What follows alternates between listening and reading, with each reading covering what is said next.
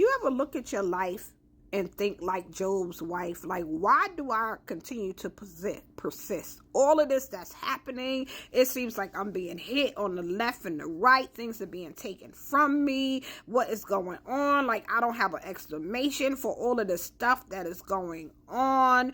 Things of that nature. People look at you and they're wondering why you keep serving this God who's not showing up, why you can't pay your bills, you're not paying your bills on time. It's things that you're lacking. You don't have this. You're always asking somebody for a ride. You always need to rob Peter to pay Paul. You don't have food, you're not being wise and doing the things that you ought to do, that the world has put into position and in place for you to do. People, not only are you looking at yourself, but people are looking at you and wondering these same things. And why do you persist? Why do you are determined to just continue to go on? And that part to the Matrix this popped into my head where Smith says to Neo, why do you persist? You persist because you know who you are, you know who you belong to, you know that Jesus is the one who has been faithful, that no matter what it was that he went through to go through, to get through, so that he could be resurrected, so that we could be in the position and in the place where we are. And just as he was resurrected, so shall we be resurrected out of these low places, out of Lodabar into the king's table. Is a process. It's something that we go through, that we have to go through, that we have to fight the battle through and defeat the enemy to get to the place where we get the victory, not just for ourselves, but also for other people. We are brought out of captivity and brought out of low places in order to set the captives free and to take people into high places, to be able to pull people out of the same things that we have been pulled out of.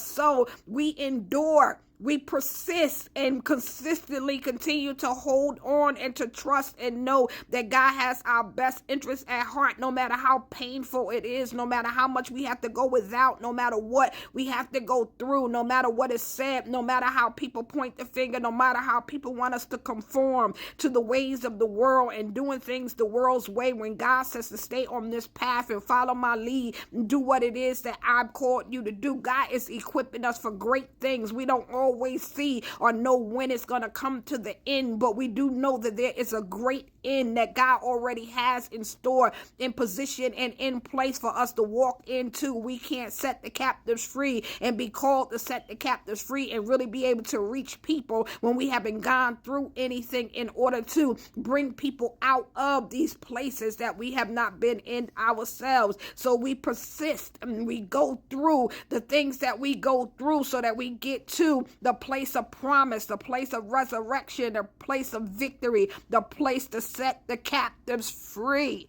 So we persist and hold on, no matter what it looks like. And there are many of you're in this situation and you're thinking to yourself, how much longer? I can't take no more, God. What are you doing in me? God is building you, and God is making you and shaping you so that nothing can break you, nothing can stop you, nothing can hinder you, nothing can halt you, nothing can get in your way that you won't bulldoze your way out of, that you won't jump over walls and leap over whatever it is that you need to get to the place where God has called you to be. Yes, it is painful when you are going through the process, but when you focus on the pain, it makes it even more painful. You have to focus on Christ and knowing that there is purpose and that Jesus is bringing you from out of the wilderness, from out of the desert, from the backside of the desert, from these low and dry places, and he's pulling you through and bringing you through and the victory, because there's light at the end of the tunnel. There's light that is waiting for you. There is light in Jesus Christ when you put your focus on the purpose of what it is that you are going through, and when you see where it is that he is taking you, as he shows you little glimpses of where it is that you are going, the wealthy place, the high place. You persist because you know that you are the one to get the victory, to bring the people into liberty, to rescue a whole nation, a whole tribe of people that you are called to. It's always a bigger assignment. So you go through. through. You go through as the trailblazer. You go through as the forerunner. You go through as the innovator. You go through as the black sheep, or whatever you want to be called, in order to get you to that process. You are the chain breaker. You are the curse breaker. You are the one, the first generational millionaire. You are the one who has been chosen for this task. And in being chosen, it is painful to go through it, but when you get through it, you have so much victory, so much liberation in your hand, that you are able to set the captives free, able to liberate others, able to break the chains, able to purchase and to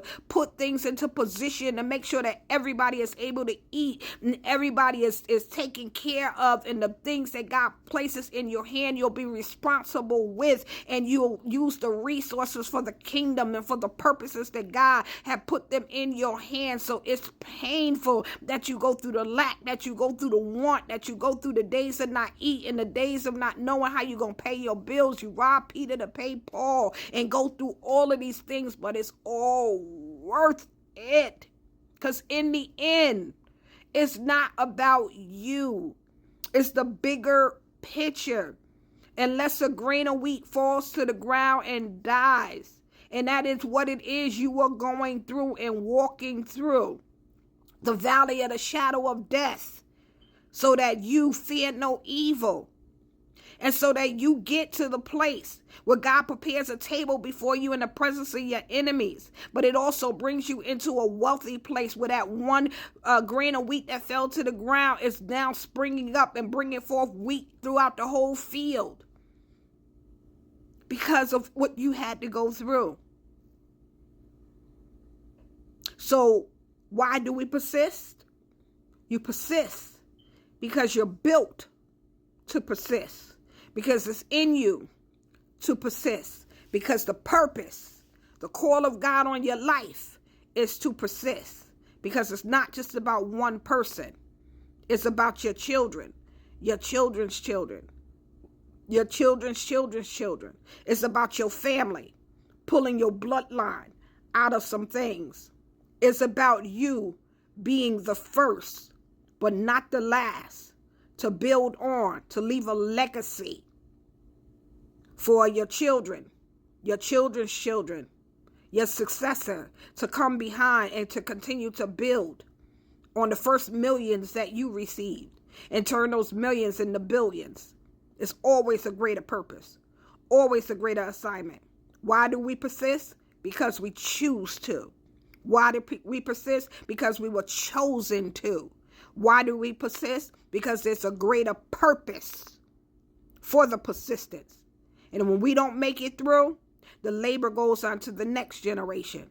So we might as well continue to persist and make it through, so that our children don't have to bear the labor of trying to get to a place when we were almost at the end of the tunnel and decided to give up.